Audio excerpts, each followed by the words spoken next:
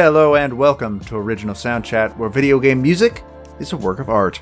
On each episode, it's our goal to help you learn about 2 soundtracks from the world of games, as well as the people, stories, and critical tracks behind them. My name is DeVader. And I'm Peter Spezia. We're brought to you by Anonymous Dinosaur and Rhymes with Asia. It's time to appreciate great OSTs and the games they come from without getting too bogged down in music theory. Joe, what are this week's games?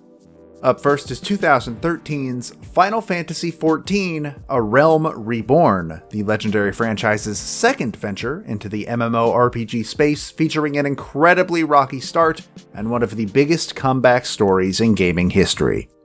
Following that is the JRPG that recalls 2D pixel art adventures of the past, spruced up in HD while telling 8 converging stories, 2018's Octopath Traveler. So yeah, I think a good possible theme for this week is Square Enix's attempts of re-envisioning Final Fantasy for a modern age, whether it's trying to take the next step in the MMORPG space or taking what was kind of Bravely Default, but taking another step with their HD 2D. So it's like traditional Final Fantasy, but new spins. I guess. Yeah. It was one where, Final Fantasy XIV is one that needs to be talked about. I've been waiting for a chance to talk about this game for a while. And then when you put that on our episode sort of layout or outline, it's like, oh yeah, Octopath Traveler would be a pretty good one for that week. So, I don't know. Joe, how you doing? What are you playing? I am doing pretty all right. I honestly haven't been playing a ton of games recently. I played a small little game called If Found. It's about 2 hours long. It's a game played by erasing stuff. It's got a very strong narrative, and I definitely recommend it if you got about 2 hours on your hands. In similarity with the theme this week, I started Final Fantasy VII Remake. Hey! And let's see, I'm about 8 hours in or so. Just got Aerith in the party. So, some decent progress, but much more to go. Oh yeah, that game is deceptively long. I look forward to hearing more thoughts as you go. I'm definitely enjoying it. I think that's the leading contender for soundtrack of the year. Just gonna say that. Mm-hmm. But before we get into our games that we're talking about this week, let's talk about some quick couple composer follow-up headlines. I mean, so many composers that we talk about on the show. They're still doing great things, still doing great work. Composer like Masafumi Takada, who is partnering once again with the Danganronpa writer and director Kazutaka Kodaka, and they are working together on a game that is launching end of this month in Japan. It's called Death Come True. We mentioned it when we talked about Danganronpa 2 on this episode on the show, and we were talking about how Takada is working on this game with Kodaka with their company 2Kyo Games. Death Come True it's like a live action story where it's some interactive elements to it. So it's coming to Switch and mobile first in Japan before something like PS4. I don't know if it'll come over here stateside though. I'd be interested to see it. It's still really weird to me that Danganronpa hasn't hit Switch, but I mean, that's just me. That's bizarre, right? There's got to be some sort of contract going. I don't know. It has to be. In other news, related to a couple weeks ago, Shantae and the Seven Sirens did come out. Or I guess that was last week, huh? Shantae and the Seven Sirens did come out. And the soundtrack is now on Spotify, among other services, including YouTube and a bunch of other places. I did learn recently, unfortunately, that Kaufman was not involved in this game's soundtrack. I have not listened to it yet. I haven't had a chance to start the game. This would make it the first Shantae game since Risky's Revenge that he was not involved in. I think, from the looks of it, he was busy with Vitamin Connection at the time, or something along those lines, but I hear it's still a very good soundtrack, so definitely might be worth a look. Yeah, definitely check it out. Alright, this is gonna be a bit of a long one, and I'm gonna try and keep it moving, because there's a lot of information on this game, and it is a fascinating story of game development. Absolutely love it. Let's get into talking about Final Fantasy XIV, A Realm Reborn. Final Fantasy XIV was originally released on September 30th, 2010 for PC, and it is the second entry in Square Enix's famous RPG franchise to be an MMORPG, with the previous one being Final Fantasy XI. This is the fourth Final Fantasy game that we have discussed on the show, the others being 6, 7, and 10. But this is the first MMO we have ever talked about on Original Soundchat, just in general. If you do not know what an MMORPG is, it stands for Massively Multiplayer Online Role-Playing Game. In other words, it's an RPG that you play online in a shared world with a huge amount of other people. Think World of Warcraft. You've probably heard of World of Warcraft. That is an MMO. So I asked our friend Luca, who is the main reason why I ended up talking about this game, and also just was very helpful with research. I asked him for a brief summary of the plot, because after looking it up on Wikipedia and trying to make my own, this was a fruitless endeavor. So, according to him, quote, Eorzea, 5 years after the world-ending event known far and wide as the seventh umbral calamity brought upon the primal Bahamut, you are called upon by a being known as Hydaelyn, as you, a new adventurer, are traveling into a city alongside others you've never met before. You shake off this feeling as a mere effect of not being used to the surrounding aether, or life force, of the city you're traveling to.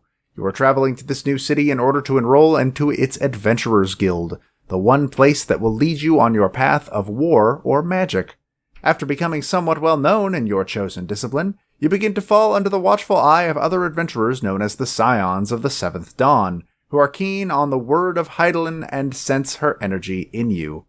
After being told you possess the power of the Echo, the power to see into the past, a gift that not many people have or understand, gifted by Hydaelyn, the Scions then seek to recruit you to their side in hopes that you can perhaps help them stop the threat of beings known as Primals. Being blessed by Hydaelyn, and with the Scions by your side, from there on you are dubbed the Warrior of Light, sworn to defend Eorzea and the surrounding continents from the threat of the Primals and others who seek to destroy it. So that's a lot. It's apparently like a very, very, very good story, Final Fantasy XIV in general. It is largely considered one of the best stories the series has had in years. I've never seen most of it because it's an MMO, it's huge, but hey. Now, if you were paying attention to the intro and then paying attention to what I said at the beginning of this section, you'd have noticed that I said the game came out in 2013 at the beginning, and then said it came out in 2010. Strap in, baby, it's time for a story. So Final Fantasy XIV began development in 2005 under the codename Rapture. It wouldn't be officially announced until 4 years later in 2009. The team was headed by people who had not only worked on Final Fantasy XI, which had released in 2002, but also a bunch of people that had previously worked on 9 and 12. The game was built on this middleware called Crystal Tools that had been originally acquired for use in Final Fantasy XIII, which itself had also entered development the previous year. And why am I telling you this? Final Fantasy XIV was an absolute disaster when it came out. Like, the brand damaging type of disaster when it released. Upon release, the game was slammed by critics with a Metacritic that sat at 49 and a Game Rankings average score of 50%, making it, I'm pretty sure, the lowest rated game either of us have ever talked about on this show. Yeah, no, that'd be right. Reviews referred to it as a broken and incomplete mess that had clearly been released before it was finished. Servers reportedly crashed up to 400 times a day, and story content was few and far between. There was basically like none of it. One Up's review had a quote that I really enjoyed, being, quote, playing Final Fantasy XIV is like playing with a toy stuck in a plastic bag. It can be fun for a while, and you can get the general idea, but you can't appreciate the full experience. If I remember correctly, Square had to put out a public apology. The fan backlash was so heavy. So there are many reasons why the game released in the state it did, despite being in development for 5 years. In fact, there's actually a post-mortem online. A Polygon article was where I found most of the information that was in that post-mortem, or it might have been something that was provided to Polygon itself. I don't know. But it was basically a talk from director and producer Naoki Yoshida, also known as Yoshi P. It should be noted he was not the director or producer for the original release, but we'll get to that part in a bit. He cited multiple causes for the game coming out in the state it did, one of them being an obsession with graphical fidelity. See, Final Fantasy XI, when it first came out, was considered a huge jump in graphical quality, especially for the PlayStation 2 at the time. And so I guess the team sort of got it in their heads that that was a very, very important part, and took it a little bit too far. As an example, Yoshi P showed off a flower pot and said that it was the loveliest flower pot in video games. That's the way he described it. And then pointed out that that one flower pot contained over 1,000 polygons and over 150 lines of shader code by itself, meaning that that flower pot alone took up just as many resources as a player character. So why is that a bad thing? What's wrong with letting your flower pot look good? Well, in order to accommodate these ridiculously advanced graphics, Square had to make compromises. Compromises like limiting the amount of player characters on screen at one time to 20. This was an MMO. This was an MMO branded with one of the biggest RPG names in the industry. And you couldn't have more than 20 people on screen at once. Another thing that Yoshida cites for the game's failure is the fact that the development team was stubbornly sticking to outdated development practices. Another thing about Final Fantasy XI is that it had been a major success for the company, and basically, as far as Yoshida could tell, the general attitude seemed to be, well, we'll just do that again. We'll just do that again and it'll be super successful. One problem. The landscape of MMOs had changed heavily since Final Fantasy XI had come out. To put it in sharp perspective, Final Fantasy XI released in 2002, and then 2 years later, World of Warcraft came out, which completely changed the genre and altered the landscape in a way that made it so that Final Fantasy XI was now obsolete, basically. And certain features that games like WoW had made standard were just missing from the original release of 14, such as a mini-map or an auto-attack function. They also, in 14, apparently had a fatigue system, though I had trouble looking up details as to how it actually worked, but the way it was described to me was that you basically got more experience for not playing the game, which feels kind of counterproductive to an MMO. Yeah, just don't play the game then. Yeah, then you get experience. It sounds stupid. But the main idea behind the stubbornness, according to Yoshida, was that Square believed that these policies and practices had served them just fine in the PS2 era. Why would the PS3 era be any different? And if anything didn't work, well, they could just patch it, and it'd all be fixed. Water under the bridge. This was wrong. They were wrong to think this. This was not the case. In December of 2010, 2 months after the game's disastrous release, Yoshida was brought into a meeting and assigned with fixing the broken mess they had sent out into the world. Eventually, after looking at everything, he came to the conclusion that due to issues with the engine, the server structure that the game was built on, as well as just the general source code for the whole game, the only way that they were going to fix it would be to just redo it completely. And so they did. Final Fantasy XIV: A Realm Reborn was released on August 27th, 2013 for PC and PS3. A PS4 release would follow on April 14th, 2014, and a Mac release would happen on June 23rd, 2015. And before we get even further into the process, this is where I will ask, what are your experiences with Final Fantasy XIV? Yeah, so I'm not too keen on playing MMO games, so have not played or also know very little about Final Fantasy XIV.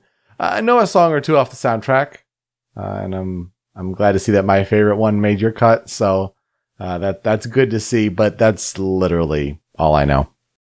I have played, I think, like 30 hours of Final Fantasy XIV, which is nothing in an MMO space.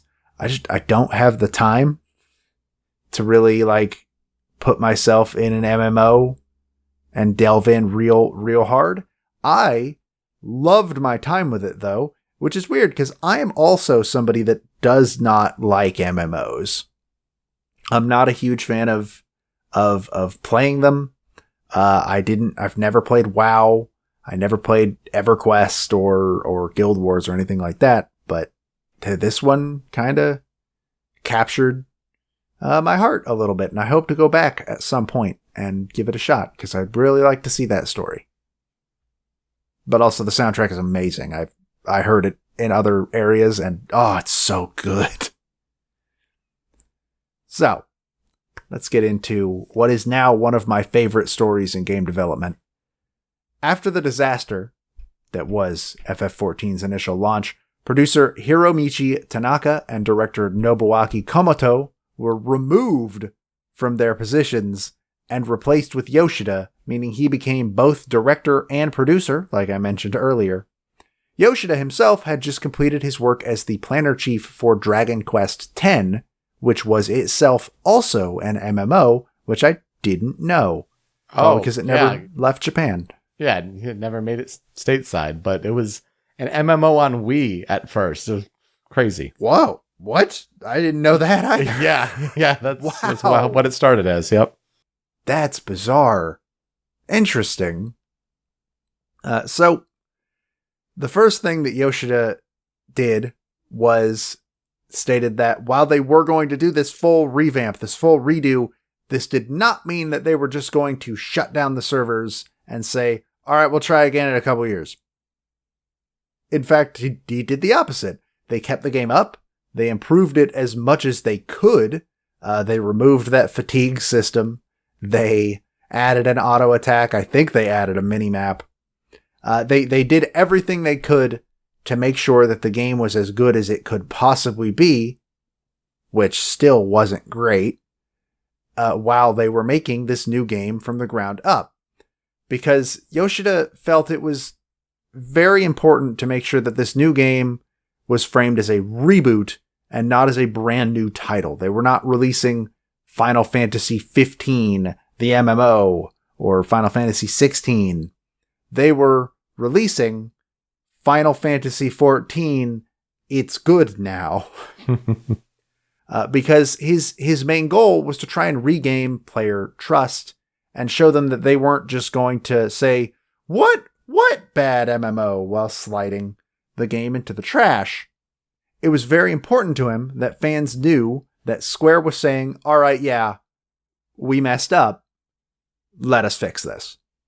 And so they took the original planned story of the first game, which was referred to as 1.0 from then on, and they began to rework it so that the story built up to what would be the end of the game, or in this case, a huge calamity. Development of the new game began in April of 2011 using a brand new engine and a different server structure than before, and the game was officially announced in October of 2011 with the promise that current players would be provided with a copy of the game for free at launch. They would also be able to transfer their characters and progress into the new game. When Yoshida took over, one of the first things he did was he waived the subscription fee. He was like, I'm not going to make anybody pay for this game. You don't have to. But eventually they turned the subscription fees back on because they needed that money to help fund the new game. And so to make sure that players didn't just go, well, I'm not going to pay a sub, and then drop it, they actually did something I think is kind of genius. Square Enix offered rewards in the new game to anybody that paid for at least 3 months of subscriptions to 1.0. These rewards included an exclusive Chocobo mount, their names in the credits of the new game, and most importantly, a permanently reduced monthly subscription rate for the new game. And that worked. People stayed subscribed. It worked out perfectly. One of Yoshida's major goals also, which I think is probably a very big reason why this game captured me despite other MMOs failing to do so, one of his major goals for Realm Reborn was to make sure that the game was not only fun for hardcore fans of the genre, but also accessible to new players and fans of the single-player Final Fantasy games. And his main way of doing this was making sure that the game was fine-tuned and playable with a controller, and he and his team succeeded super hard. Like, this game feels great to play with a controller. In fact, I know multiple people that are like, oh yeah, the best way to play this game is with a controller, not a keyboard and mouse with hotkeys and all that like you would normally play an MMO. And probably why it works so well on PlayStation platforms. Oh yeah, 100%. So, the reboot was officially announced with the title A Realm Reborn in July of 2012, and on November 11th, a grand finale battle was staged in 1.0 where all players were invited to take part. And this battle ended with a cinematic trailer for the upcoming reboot, and then servers were shut down. I've only heard stories of how this went. It was apparently one of the coolest moments in any MMO that has ever been. It was just this massive battle while this red moon was up in the sky. There is actually footage of the world just sort of empty and people having fled. And they were basically fighting an unwinnable battle while the vocals of one of the critical tracks played from far away in a really echoey way. Really cool atmospheric thing. And then they shut the servers down. So while this was going, Yoshida had also started doing constant updates and live streams because he was committed to complete transparency with players as they worked to make a game that fans would actually enjoy and that was worthy of the Final Fantasy brand. Like, he had letters from the producer, and he did live streams, and he started up the forums and was listening to players like, what do you want to change? What do you think needs to change?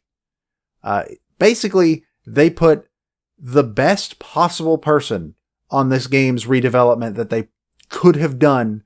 He is a genius, and he pulled all of this from the brink. He and his team did a fantastic job because it all paid off when Realm Reborn finally launched to generally positive reception.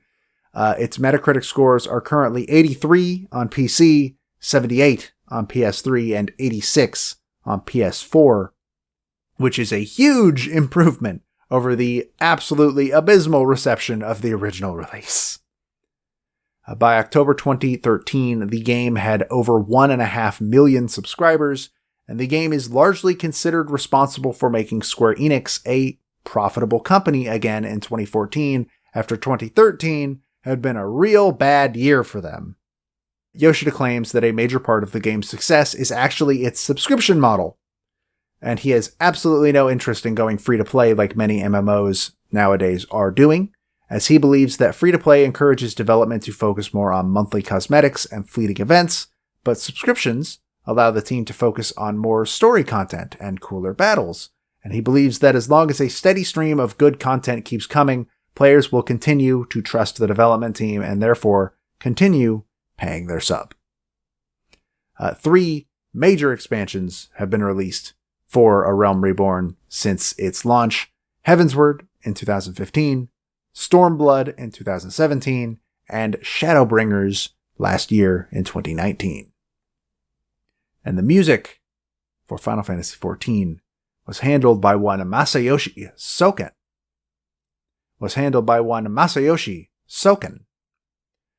Soken was born on January 10th, 1975 in La Paz, Baja California Sur, Mexico, which was kind of surprising. but his family later moved to Tokyo, where he was a student at the Tokyo University of Science. In 2001, he joined Square, with his first assignment being arranging 2 songs from Final Fantasy X on the EP Feel Go Dream, Yuna and Titus. What a title. He eventually made his debut as a composer in 2002 for the Japan-exclusive sports game Nichibeikan Pro Baseball Final League for the PlayStation 2. And that same year, he also worked on another PlayStation 2 sports game, World Fantasista, which was a soccer game, I believe, from what I could tell, alongside Takeharu Ishimoto, whom we have talked about in the past for his work on The World Ends With You. His favorite bands are Rage Against the Machine and Pennywise. That checks out, yeah. And when composing, Soken likes to approach music from the player's point of view, with his largest feeling of accomplishment coming alongside the player getting the full package of gameplay, music, graphics, everything.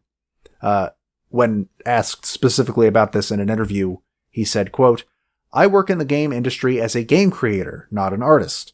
The audience may not necessarily be moved simply by listening to my music at a concert or a live performance. However, my music has the ability to trigger each player to recall their experiences within the game, and they are moved or excited by that memory.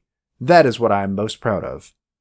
If you've listened to the show for a while, I'm a huge proponent of the idea that video game music is most effective when you have the context to go along with it. So I heavily agree with that approach to music.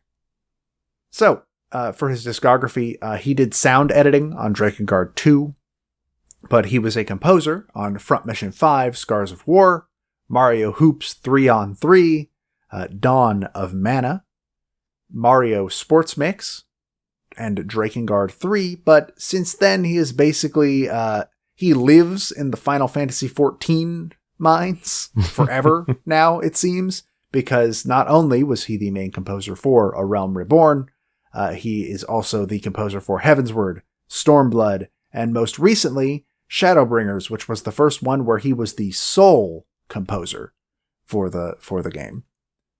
So, a little bit of historical development research. Strap in for this one. So the original Final Fantasy XIV soundtrack was actually done by Nobuo Uematsu, who had left Square by this point, and he ended up agreeing to work on the game while initially only having been brought in for contract work. He was actually there to work on Final Fantasy XIII's ending theme, but then I guess they somehow talked him into doing 14 instead, and so that ending theme eventually fell to Masashi Hamauzu.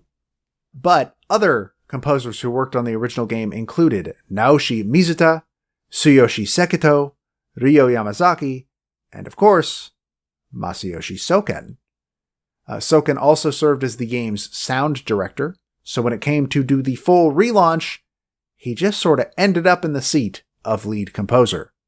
And with this structure in place, Soken says that he mainly focused on the music so that the rest of his team could handle the sound effects, because they were given less than a year to get all of it done. Soken says that he felt like they had been given, quote, enough work for 2 full games in that time. I want to give a quick shout out to a song that is not on the Critical 5 or anything in either of the cutting room floors. One of the first songs that Soken made for the game was called Torn from the Heavens.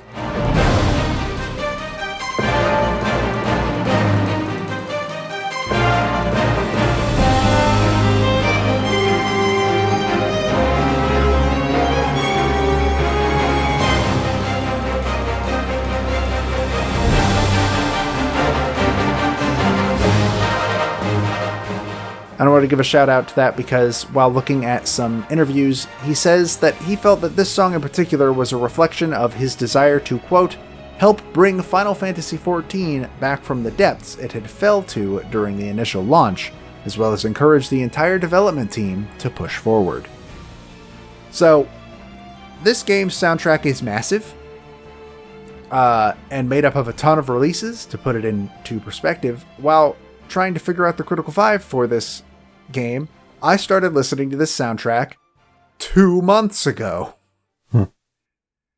Just looking at Spotify, here are some raw numbers. Before Meteor, which is mainly songs from 1.0 and a little bit from A Realm Reborn, contains 104 tracks, 6 hours of music. A Realm Reborn, 119 tracks, 7 hours of music. Before the Fall, 61 tracks, 4 hours of music. Heavensward, 58 tracks, 5 hours. The Far Edge of Fate, 50 tracks, 3.5 hours. Stormblood, 105 tracks, 6 hours. Shadowbringers, which is not on Spotify yet but can be purchased on various digital storefronts, 87 tracks, 6 hours. And there are also 2 recently released Shadowbringers EPs, which have 7 tracks total, 1 hour combined. That means that if you were to go listen to the entire Final Fantasy XIV soundtrack, it would take you just around 39 hours and span a total of 591 tracks. This game's official soundtrack releases would outlast our Spotify playlist. Wow. Of all the tracks we've covered. That's crazy. It's so much music. But we only focused pretty much on like Realm Reborn, right? Yes, this Critical 5 and the Cutting Room Floor is mainly focused on stuff from either 1.0 or A Realm Reborn. I did not go into Heavensward or Stormblood or Shadowbringers.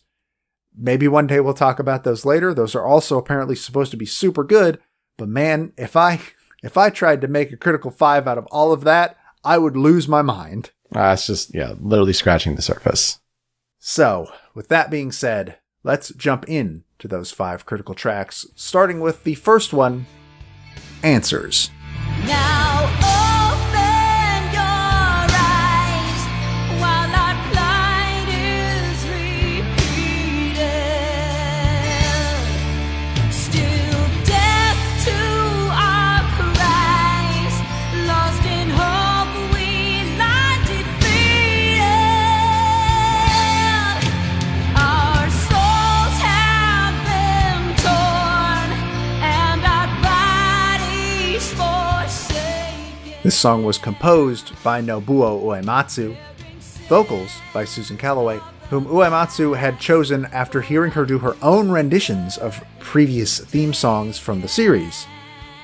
Originally, this is the song where you could hear the vocals, Susan Calloway's vocals, being sung from far away during the big final battle as the world was about to be destroyed and servers were about to be shut down. There's footage of this. It is haunting. But now it is used as the opening cinematic for A Realm Reborn and is also a leitmotif that you can hear various other places amongst the soundtrack. And this song is super, super cool. It is this awesome fusion of rock and fantasy, and then there's almost this Gregorian choir style part to it. And honestly, this is definitely like one of my favorite pieces in the game, and is also among one of my favorite vocal pieces in the Final Fantasy franchise. I can totally see how this would be so effective from a distance and being haunting in a way, but also really powerful. That's really cool. This song is absolutely rad. I first heard it in Theatrhythm. It is one of my favorite songs in Theatrhythm. It's just a good song. Susan Calloway kills it, man. Yes. After that, critical track number 2 is Whalers and Water Wheels.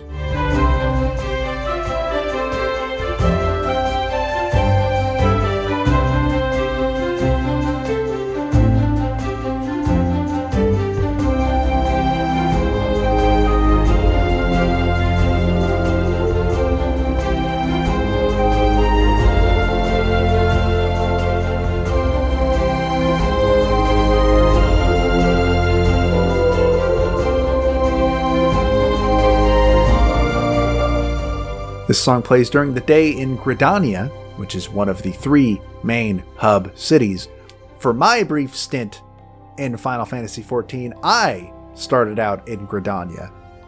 Depending on what starting class you decide to pick, you can start at one of 3 cities. For me, it was the forest town that is built into trees and just has a very heavy nature theme to it. The city of Gridania. I love this song. It has this very calming feeling and laid back feeling to it. And I think this song is a big part as to why Gridania sort of feels like home when I think back to my time with FF14. It feels nice. It's a happy song. I think it nails that forest feeling, kind of like the Chrono Triggers of the world or a Secret of Mana. Secret of Mana. Yeah. See, I still get hung up on that. But no, like kind of those forest sounding pieces there. I think it gets the same kind of positive vibes here and the light bounciness to it. Yeah, I agree with that. 100%. But if you want like a complete whiplash change of tone, let's do it because critical track number 3 is Under the Weight.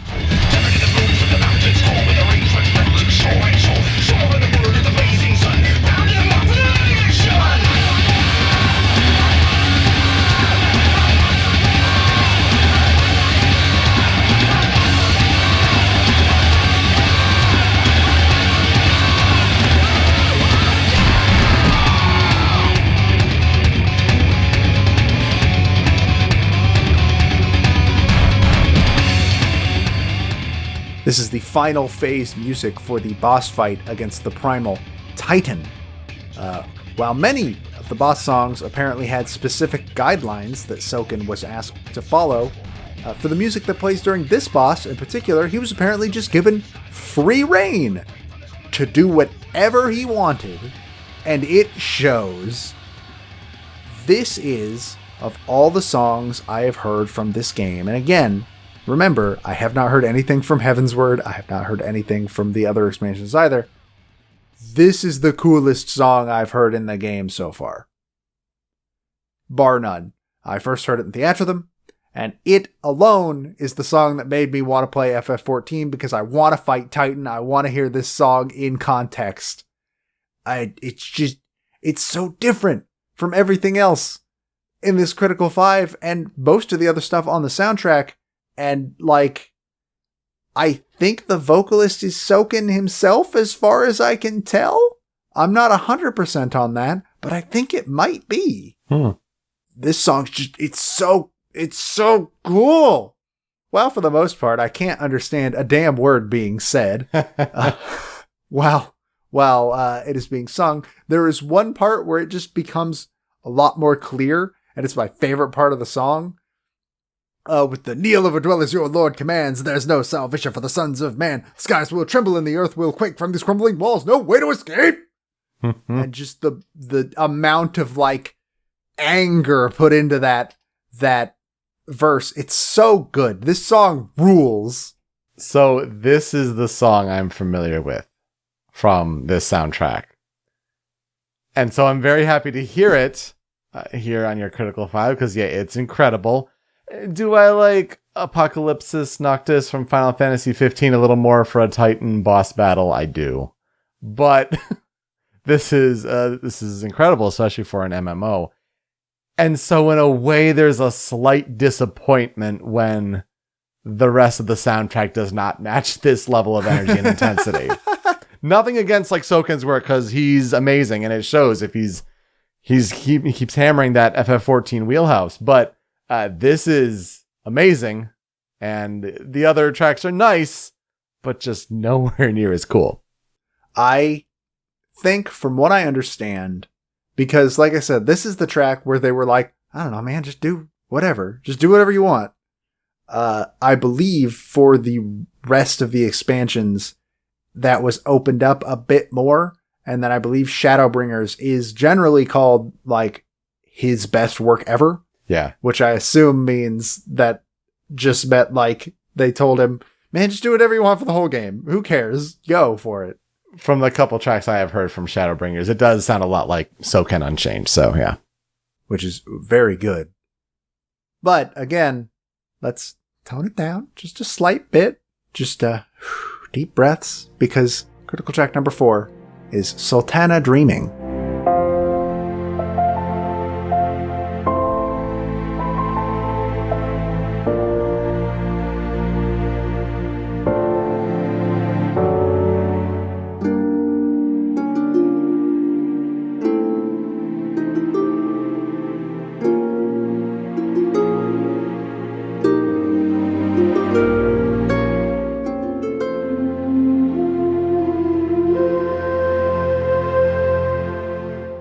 This song plays at night in the city of Ul'dah, one of the 3 main hub cities. Yes, Final Fantasy XIV has a real-time day-night cycle, obviously based on its own time zone, I guess. I don't think it's based on any real-world time zone. It's just at 6 a.m. it becomes day, at 6 p.m. it becomes night.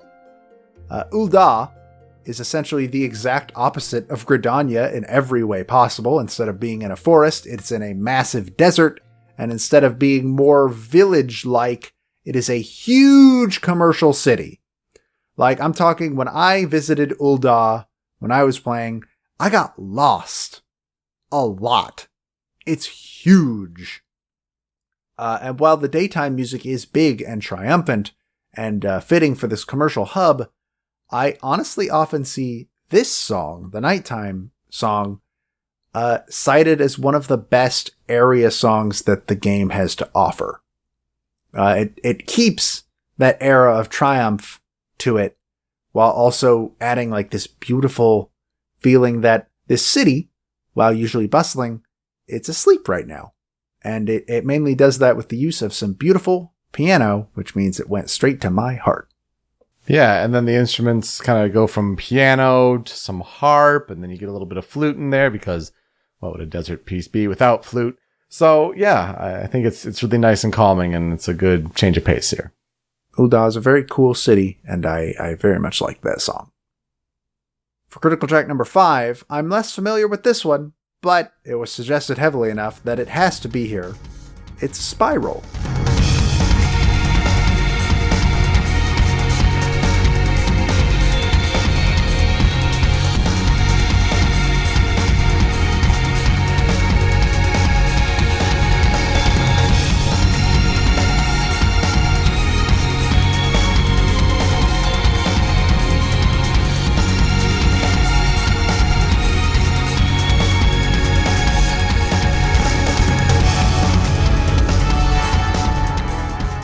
This is the dungeon music for the 8 main raids that players can complete, as well as, quote, the Binding Coil of Bahamut.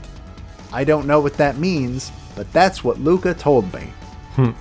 But it was suggested by Luca, and suggested so heavily that I was like, this must be important. I think we should probably put it on the Critical 5. And one thing that is very cool that I didn't actually register until Luca pointed it out to me is that it actually contains the leitmotif from Answers in it. And that's really cool. I think, though, that this is the most, quote-unquote, traditionally Final Fantasy song on the list. Yeah, and I think I agree with you there. It kind of makes me think a little bit about music from 10, slightly. Little bit, yeah. Yeah, so I can see that. It sounds good. I like it.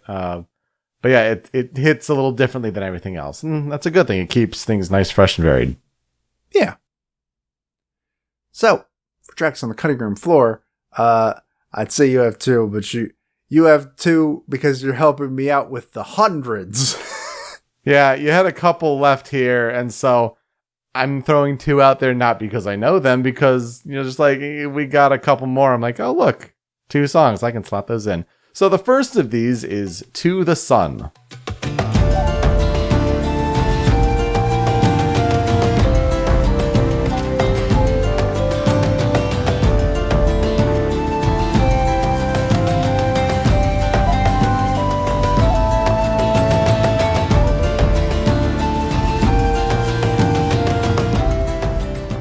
And so To the Sun kind of continues this desert motif, these desert sounds here, because it plays in the overworld of Thanalan at night, which is this desert area outside of Ul'dah. So more desert, but it kind of picks it up a little bit more with percussion, has a good, nice vibe to it. This song stuck out to me pretty heavily when I was listening to the soundtrack, so I'm glad it ended up here. The other one is I Am the Sea.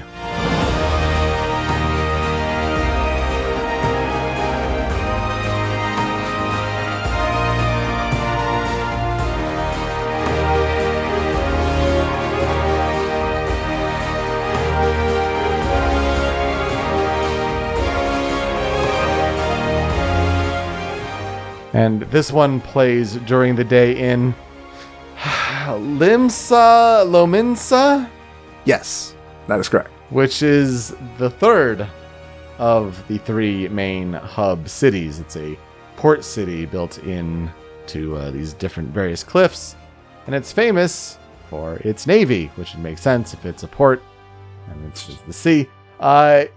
This one gives me like a sense of adventure. Like I could almost see this being dropped in place of the Great Sea in Wind Waker, and you'd kind of get the same sort of vibe to it.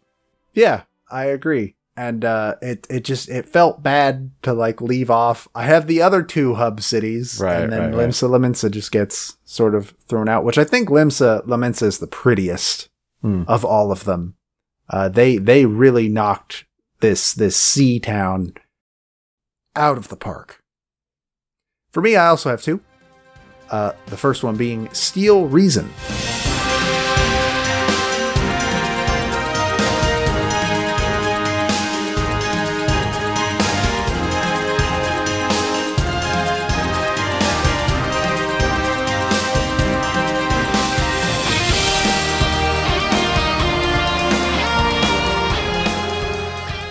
This song was composed by Nobuo Uematsu. It plays when you fight important members of the Garlean Empire, which is one of the main antagonist groups of the game, and it is actually from 1.0, but apparently is still used in the game in multiple places today. And I almost destroyed my friendship with Luca when I pointed out that the beginning reminds me of The Sims for some reason. Like that little drum part at the beginning is like, am I wrong? Come on. I can hear that, yeah. But it really, really comes into its own eventually. I think it's a really cool song. I'm glad that Luca suggested it. And it's good. I'm glad it's here. It adds electric guitar. Even more reason for Steel Reason. Mm-hmm.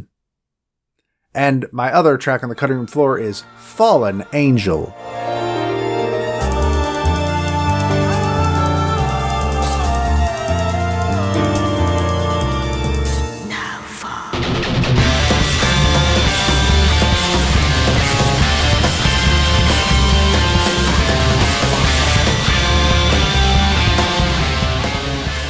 The song plays during the boss fight with the primal Garuda, and I just think it's cool. The intro is especially one of my favorite parts, with the "Now Fall," and then just becoming this hard rock piece. It's a rad song. It's another one that I first heard in Theatrhythm. So Yeah, that's super cool. It just, this messy jazzy piano, and then kicks it off with that vocal drop, and real cool. Definitely dig this one too. So, what will I never forget about Final Fantasy XIV? Man, I wish I had more time in life than I did so I could play it more. But I can't at the moment. If you are at all interested in playing Final Fantasy XIV, you can actually play it for free up to level 30. That blocks you off from a good chunk of story content. But those 30 hours that I said I put into Final Fantasy XIV, that was all for free. I didn't pay for a single bit of it.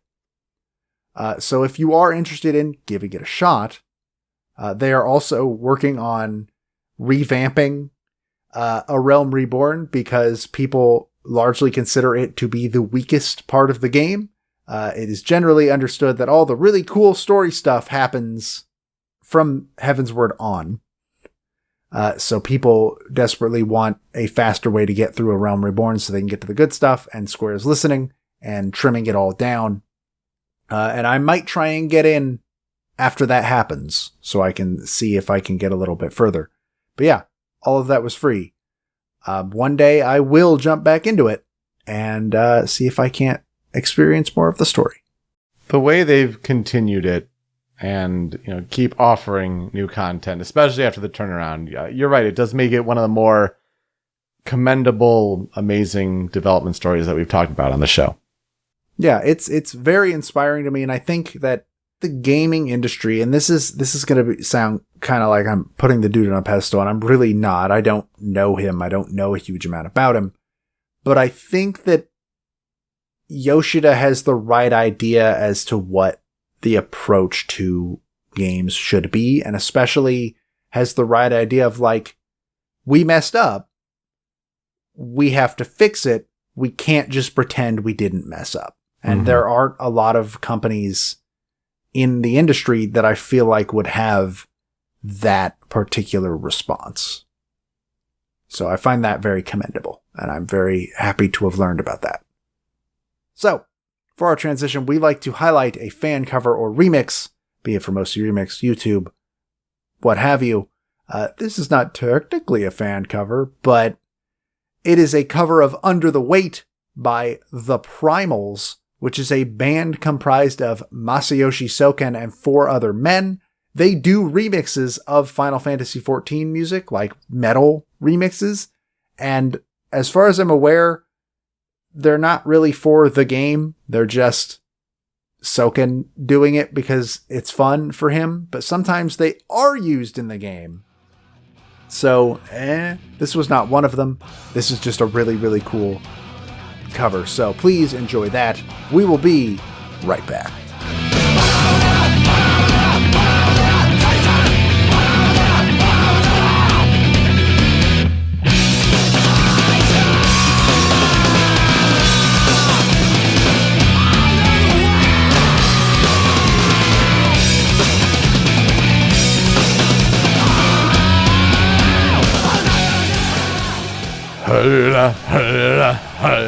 Titan.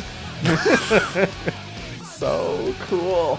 All right, let's talk about the continuation of Square Enix's efforts to spruce up JRPGs, be it classic or the continuation of the idea of Final Fantasy and how it can be tweaked in the future. This is Octopath Traveler, or Project Octopath Traveler, which was a continuation from the Bravely Default team onto Nintendo Switch, but with some different tweaks and different visions. So, Octopath Traveler was released for Nintendo Switch on July 13th, 2018. A PC version was released on June 7th, 2019. And then, just recently, a couple months ago, there's a Google Stadia version that was released on April 28th, 2020. We'll see how long that continues to be a relevant platform. Yeah, I can't imagine that long.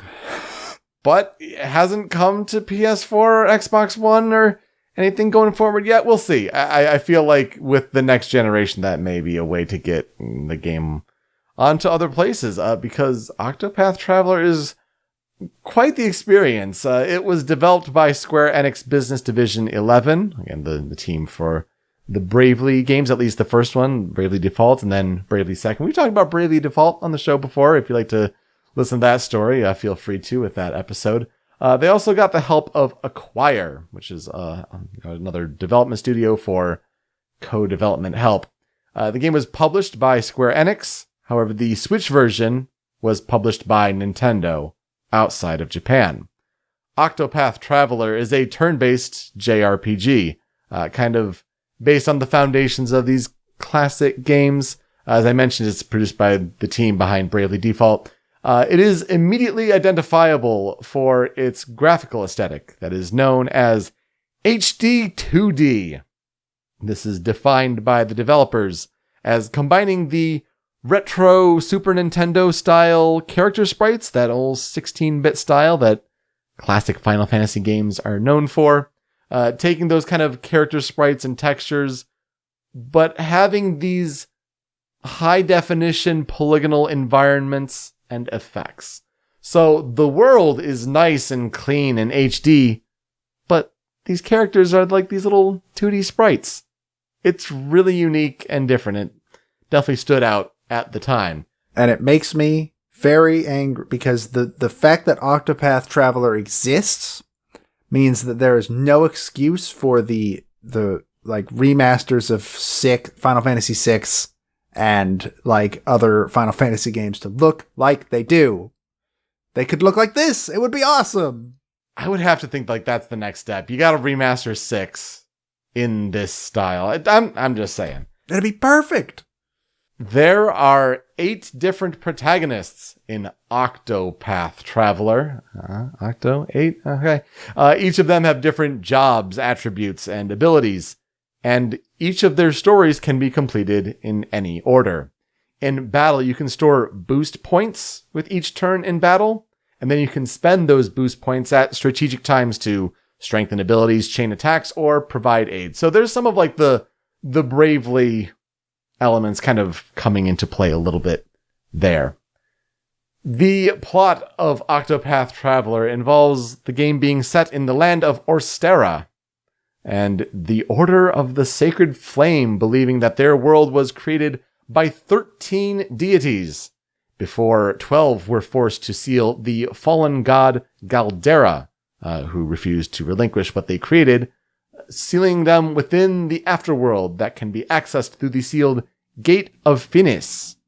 Meanwhile, there are 8 characters who must embark on their own personal quests, each kind of very specified to what their backgrounds are, before ultimately they become intermingled together.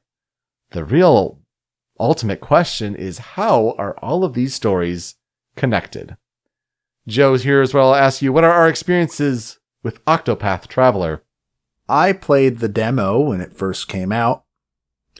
Hit a point near the end where it was like, what, you didn't grind to fight this boss in the demo? What's wrong with you? And immediately realized, oh, this game's not for me. And I never played the full game. Yeah, I've tried the full game, but I also hit a similar point where it's like, I went through the first chapter of one of the stories and I'm like, not entirely digging this, so I didn't really pick it back up. Now, some people, that may be sacrilege. Some people really like this game. In a way, I'm kind of surprised because there's not much research on this game. Like, the fan wikis are surprisingly sparse, I'll say, about Octopath Traveler. But there is a passion for some people for this game. I think it's an interesting way of kind of spinning off what started with the Bravely games, having this HD 2D style, telling interesting, compelling stories for some of these characters. Not all of them are winners, but I really wanted to talk about the soundtrack for this game, because I feel like in a great year of soundtracks for 2018, sidebar, we'll get to our best of 2018 special bonus episode soon. Which I believe this is on the 10, isn't it? If I remember correctly. Spoiler alert, it is. It Yeah. is. Yeah, so this is a real high-quality soundtrack from this year, and I'm really happy to be talking about it on the show here. So yeah, research on the game and the composer may not be that heavy, but it's really the music that shines here, and I'm really happy to talk about it here on the show today. So, for the characters in Octopath Traveler, there are 4 male and 4 female characters. You have Ophelia Clement, who is a cleric from the Frostlands, Cyrus Albright, a scholar from the Flatlands, Tressa Colzione, a merchant from the Coastlands, Ulberich Eisenberg, a warrior from the Highlands, Primrose Azelhart, a dancer from the Sunlands, Alphen Greengrass, an apothecary from the Riverlands, Therian, a thief from the Cliftlands, and Hanit, a hunter from the Woodlands. So, 8 characters, 8 different parts of the world, and yet they all come together. And notice with Ophelia, Cyrus, Tressa, Ulberich, Primrose, Alphen, Therian, and Hanit, each of their initials in their first names end up spelling Octopath. Aw, isn't that cute? So, I don't know, that may have been planned, maybe just a fun thing for the team to do. I haven't played the game enough to know if it has any bigger relevance in there, but, so yeah, that's certainly interesting. These characters can interact with the world's non-playable characters in different ways. This is one of the other big things about, it's not only the HD 2D, but like you can use special abilities to interact with NPCs in these different ways. I think it's their way of saying, like, to try to freshen up when you're playing through, like, the 8th, sort of story for, going through similar sort of battles and town interactions, and it tries to keep things a little fresh. So Ulbrich and Hannet can challenge characters. Cyrus and Alphen can inquire about certain bits of information that can be used for either completion of quests or in the form of hidden items. Tressa and Therion can acquire items directly from NPCs, and Ophelia and Primrose can guide NPCs and also use them as guest summons in battle. When it comes to that HD 2D look, there were different graphics options that were considered to kind of perfect that look, and that includes the depth, the resolution, the saturation, and even decisions like, should the water be pixelated or should it be photorealistic? All these different things that they had to determine. Medieval Europe was seen as the inspiration for the characters, their designs, and their occupations. You may remember, as I referenced earlier, when Octopath Traveler was first revealed, it was done so at the Nintendo Switch software reveal event. Yes, the one that ended with one of the best trailers in video game history with The Legend of Zelda Breath of the Wild, but overall was a stinker of an event. And you had this trailer that showed up and at the end is shown as Project Octopath Traveler. And you had reactors all over the internet be like, what kind of name is that? So weird, so weird. Apparently it might not have been supposed to be the final title, but yet it stuck because of how unusual and catchy it was. Yeah, it's not often that you get Project this, and then it's like, oh, we're just going to drop the project, and that's the name of the game. So, yeah, especially when it's a name that is... The name is nonsense. It's nonsense. There's what Octopath, I understand, there's 8 paths that you will walk, but like, that's not a word. You can't... Words mean things. But also, I kind of agree that it's kind of a catchy name. I like it. If any publisher can make up words or have weird long titles, it would be Square Enix. So, it works. It works. Ultimately, they released a demo version, as you played, on Nintendo Switch. And then they said they would integrate player feedback. I think this kind of set a trend that Square Enix would continue, at least with Switch RPGs and some other titles like Daemon X Machina. Some other developers like, oh yeah, we should put demos on Switch and get player feedback. But I feel like Octopath Traveler kind of set the groundwork for that. And one of the pieces of player feedback that they got and worked on, if I remember correctly, was my thing, because I was not the only one that was like, hey, yo, I played this like 30-minute demo and you expected me to grind to beat the boss at the end of it. Mm-hmm. That's a bit much. Maybe tone down the difficulty slightly. And they did, from what I hear, though not a huge amount. Yeah, when I played, I was able to beat the boss. It took me a couple tries, but I was able to beat the boss fine, but I didn't need to grind too much. They also did a little tweak with the music, but we'll get to that in a bit. The game was ultimately reviewed favorably well, with a Metacritic score of 83 on Switch, and it got an 80 on PC. The battle system, the characters, and the audiovisual presentation were high points, but some found some of the character stories to be lackluster and repetitive. The game actually faced heavy demand on a physical copy front, to the point where there were supply shortages, which caused Square Enix to actually come out and apologize for lacking these copies. There's another theme for us. Square Enix apologizes publicly. I was thinking of mentioning that last when you mentioned it earlier, but it's like, no, we'll wait on that one. Yes, yeah, another theme. In March 2020, Square Enix confirmed that physical and digital sales of Octopath Traveler had exceeded 2 million copies, which, again, it must be far better than what they had expected for a game where, at a time, Square Enix thought, oh, old school JRPGs are dead, and has bravely proved them wrong. The game was nominated for Best Art Direction, Best Score/Music, and Best Role-Playing Game at the Game Awards for that year. It won the Famitsu Awards for the Excellence Prize, the Rookie Award, and Best Game Music Award. That score, the game music, was also nominated at the South by Southwest Awards, and it won the Gang/Magfest People's Choice Award. I did not know that. I didn't know that the Game Audio Network Guild kind of partnered up with MagFest, but that makes sense. I get that. Yeah, that checks out. As far as the legacy of the game, in addition to its different ports to other platforms like Google Stadia, there was a prequel for Android and iOS that was announced called Octopath Traveler: Conquerors of the Continent. It was originally scheduled to be released in Japan in 2019, but it was delayed to 2020. It doesn't seem to be out yet. I did not know this existed. Me neither. But yeah, I guess this is a thing for the Japan mobile market. So good on Octopath Traveler. It and its weird name lives on somehow. But it's the music I really wanted to talk about with this game.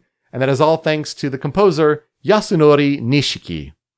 Yasunori Nishiki was born on July 10th, 1985 in Kanagawa Prefecture in Japan. He started taking piano lessons when he was about 5, but wasn't all that interested. But then he truly became interested in music at around age 12, when he became a fan of the Japanese band Spitz. He bought some sheet music for their songs, and he began to write his own compositions on the piano. He also notes, quote, "I picked up some Final Fantasy VI sheet music and played that a lot too." So the Final Fantasy JRPG love was strong early on. Ultimately, he graduated from Tokyo College of Music and began to work as a music composer for Konami. One of his earlier projects was that he arranged the national anthems in Pro Evolution Soccer 2011, which those versions are apparently still used today in those versions of that game. He also produced several tracks for various Bimani music video game series, such as Reflect Beat, Poppin' Music, and Jew Beat, though he did so under the alias Vivian. He collaborated with Kohei Tanaka, who we've mentioned before, for his work on Gravity Rush, but he worked with Tanaka as a synthesizer programmer for many of his works, including Gravity Rush 2 and One Piece. You can find him on Twitter at Yasunori Nishiki. So, Project Octopath Traveler. Octopath Traveler was his first major game project as a lead composer. Like, this was his time to shine, and he crushed it. But some of the other video games he worked on were Quiz Magic Academy 7, 8, and then a few others in that series. That was at Konami. He actually worked on the Final Fantasy VII Remake soundtrack, along with several other Square Enix composers. And he also composed for Grand Blue Fantasy Versus. When it comes to the Final Fantasy VII Remake soundtrack, among his contributions includes One Winged Angel Rebirth, which he worked alongside, obviously, Nobuo Uematsu, but also Masashi Hamauzu contributed to that one as well, and we talked about him in our Final Fantasy X episode. It was because of this that he had tweeted, quote, "It was a truly precious time for me to work on the music that is definitely imprinted in my DNA.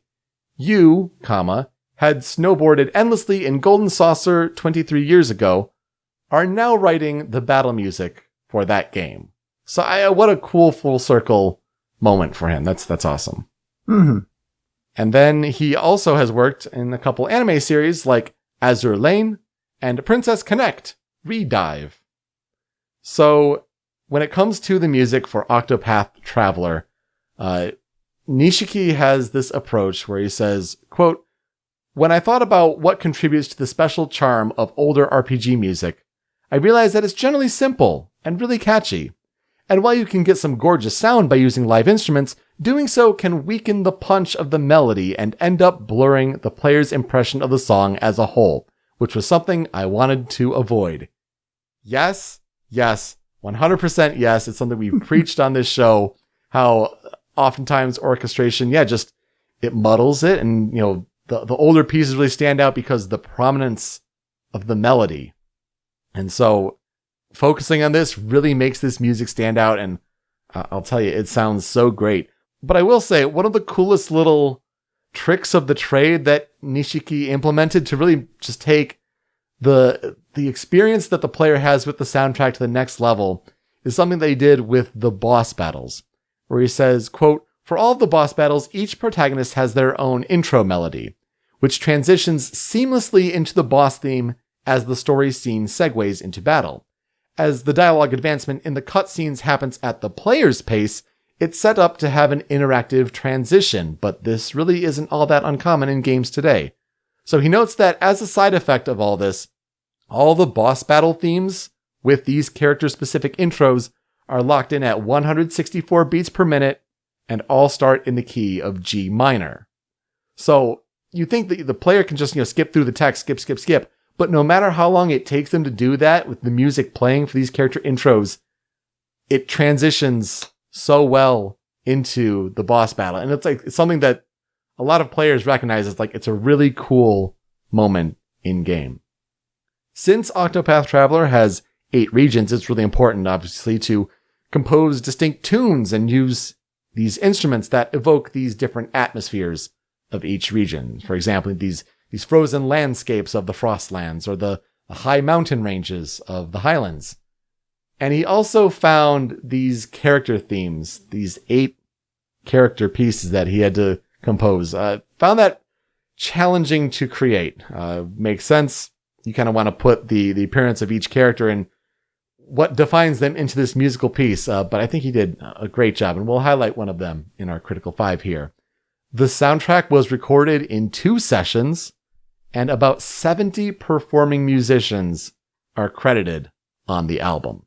Only 2, damn. It's pretty impressive because there's a lot of music here. And so, like the game has the aesthetic of the HD 2D, what does it sound like when you take these kind of classical sounding RPG sounds with the melody going first? What does that seem like when that 2D gets that HD touch of paint with the orchestra? Let's get into the 5 critical tracks, and we'll start with Main Theme.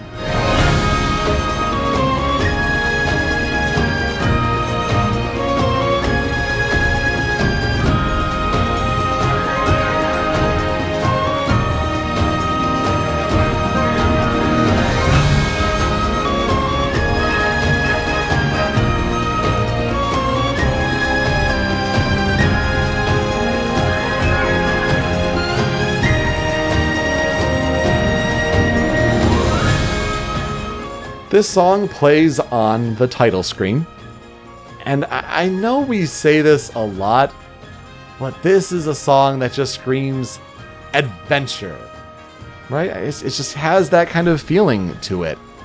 Granted, the piece starts pretty quietly, but this clip here, this 30-second snippet, is really the big crescendo, the big hit, and it's really just triumphant and a really good fanfare. Nishiki noted how this was probably the most difficult piece for him to create, because it was the pressure for him on his first big video game project of creating something that would essentially be the face of the game, so to speak. In fact, it was so difficult, it was going through these couple revisions that he was almost considering resigning from the project, even though about half the music had been completed. But this is ultimately what was like the third draft for him. I kind of borrowed some elements from the first 2. It's like he had a few months to do the first one, and then it didn't work out, and so then he tried a different one within 5 days, and he's like, "No, please give me more time. I'll turn this around in 1 day." He got it to work. It's an interesting little story there, but yeah, it's a good little fanfare, and it's really well known for this game. I agree that adventure is the best descriptor of it because it feels kind of Wind Waker-y to me, like a more epic Wind Waker, almost. This is a very, very cool theme. I mean, you can never have too much pan flute, right? Yeah, it's always good and triumphant. Absolutely the word for it. Number 2 on the Critical 5. This is Battle 1.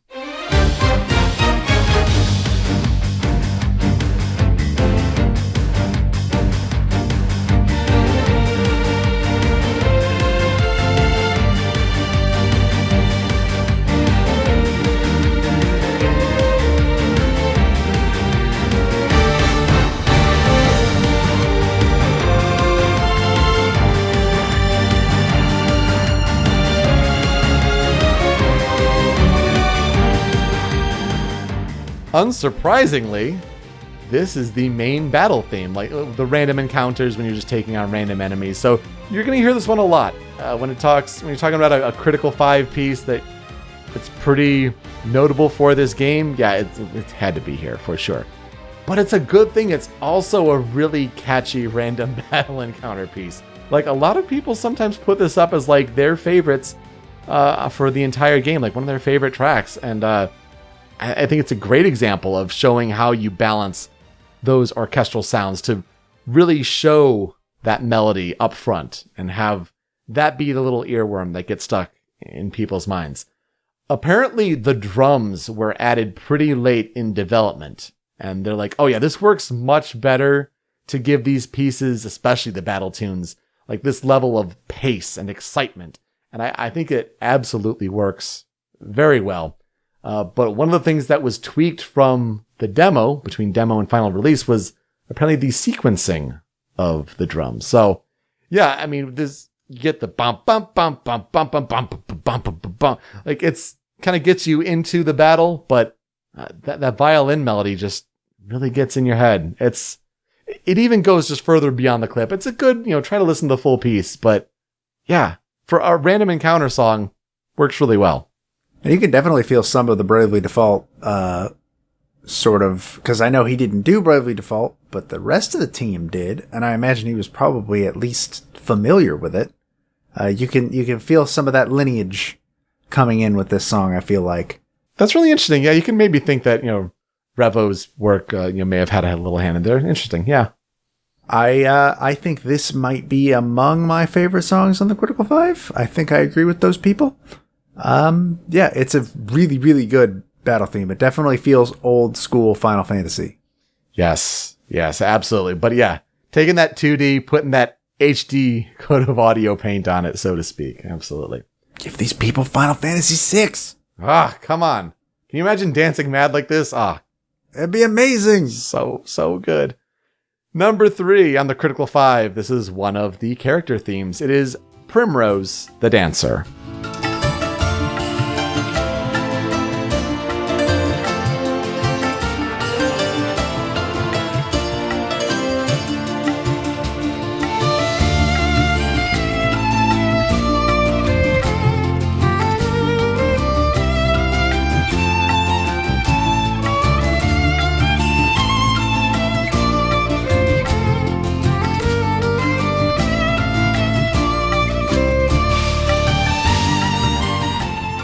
So each of these characters have their own individual storylines, and how you're introduced to them is with these little snippets before you select them to kind of give a little bit of a background. And so for Primrose, it's, quote, "Your name is Primrose, and you are a dancer. You ply your trade in the pleasure district of the town of Sunshade, shrouded forever in darkness. But in truth, you are a highborn daughter of the once proud House Azelhart, an identity you conceal from all. 3 men bearing the mark of the crow. They took my father from me. But you will have your revenge." So yeah, you're kind of hiding away as this dancer in this pleasure district and trying to get into the criminal underbelly to find these men bearing the mark of the crow. So I generally hear Primrose's story referred to as one of the better individual stories in the game. She was also one of the 2 demo characters, along with Ulbrich, and Primrose was the story that I played when I tried the game. Same. Yeah, so I'm not going to say much that like, it wasn't good enough and it didn't hook me. It was more like the gameplay elements weren't entirely for me. But yeah, I think her theme works really well here. It's definitely one where I flip through and it's like, oh yeah, I like the sound of this. These calming string instrument melodies, both you got some plucked strings and some bowed. It also it like shows the beauty of the dancer, but also has a deep resolve within. Yeah, I really like this song. I remember really liking Primrose. Like I said, I also played Primrose's story in the demo. It's the one I didn't touch Ulbrich because by that time I had been hit with the realization of like this game was not made for me, and therefore I probably shouldn't play it. But I remember her being pretty good, and I sort of remember hearing this song during that It is very, very good though. Yeah, I agree. Absolutely. Number 4. Let's start to get into a little bit of end game stuff here. Number 4 on the Critical 5. This is They Who Govern Reason.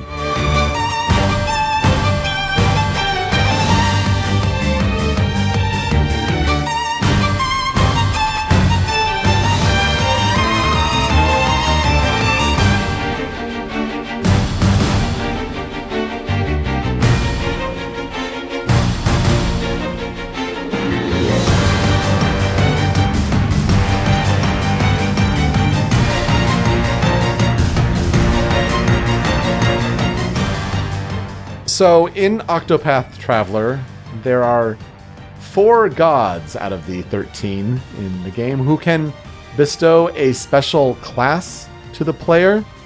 And so you'd have to do that by defeating them in battle. And this is the battle theme for when you face those 4 gods. So yeah, it's another battle theme where the drums make a huge difference in getting that pace going. I think the strings really give it that epic scale, and you have like definitely the build in intensity from the A part of the clip to the B part. There's just like a madness and intensity to it, and I think it's really driven by the solo violin player. Just amazing, especially later in the piece. I wish I could include it in the clip, but like even in the clip, the da da da da da da da da, like it really has that kind of edge to it, and it just continues to be better and better throughout the piece. Great battle theme, and it's one that, listening through the soundtrack, that little melody got in my head a lot. Yeah, this is an intense song, and I don't know what it reminds me of, but regardless, it's super, super cool. I think it's definitely a very, very, very close second in terms of my favorites on this Critical 5, with the next one being a very, very close third. Interesting. Because the next one is my favorite. Number 5 on the Critical tracks here. This is Daughter of the Dark God.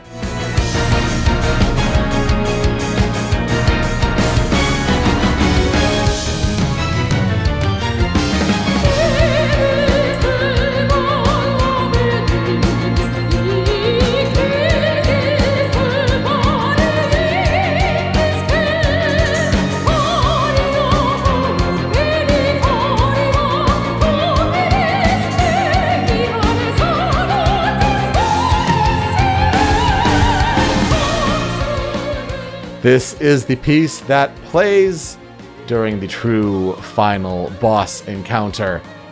I think this piece is just incredible. Like, if there was one piece I had to talk about from Octopath Traveler, it'd be this one. Like, I think it really channels, you're right, those Bravely elements, maybe a little bit of Revo recollection, because adding the operatic singer to highlight the otherworldly supernatural elements at play here in the end game, just the perfect selection. And the vocals are by Yuka, Yucca. She's a Japanese singer. Could not find her real name. She does some good branding on her website that she's just referred to as Yuka. Wow, it's so good, especially when she hits those higher register notes. I wish I could play more for you guys. Please do listen to the full bit of this song. It's so good. And it's a good target for these YouTube cover artists to get these singers like Adriana Figueroa, who also can crush those high notes so well. Yeah, wow, what a piece. Holy cow.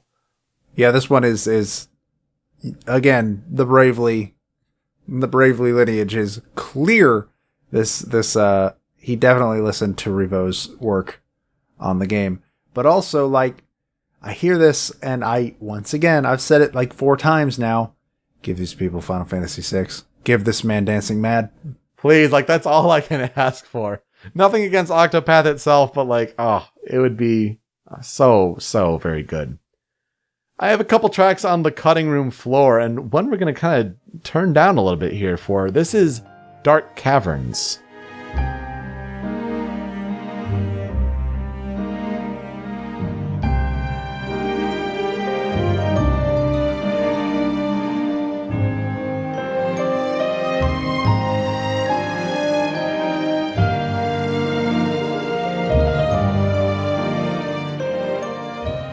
So this is your cave theme in the game. And Nishiki went for a pretty orthodox dungeon/cave theme. He says, referring to his own personal taste for dungeon themes that are pretty, but also a bit sad melodically. I think you'll find like some YouTube commenters on the piece, whatever, kind of say it's like, oh yeah, I'm hearing this again, because I guess you just hear it so much, which makes it pretty important. So maybe they find it slightly annoying in that regard, but I think it's actually just perfect for that kind of cave atmosphere. So good. I think Nishiki crushes it with something on a totally different tonal perspective than a high intensity battle piece. This one is the most traditionally Final Fantasy song I could think of on this list. Because this one definitely feels like something I would have heard in like on the PS1 or the SNES. Yeah. But obviously orchestrated. Yeah. And I think that's exactly what he was trying to channel. It works really well. Then the other track on the cutting room floor is Decisive Battle 2.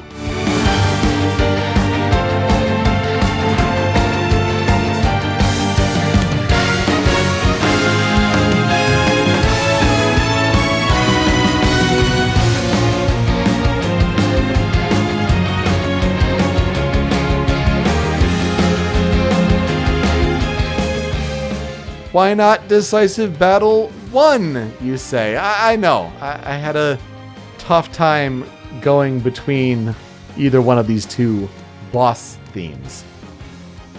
I just like 2 more, I guess. Hey, there's some electric guitar in the background. That's really cool to hear. I just also like the softer part of this clip where it kind of breaks the intense action down a little slightly.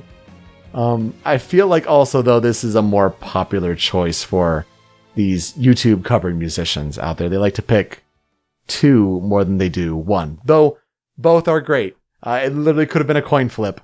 So do check those out. But yeah, just more great battle music. And these are the ones where they transition so seamlessly from the character themes, and it just makes it that much more impactful.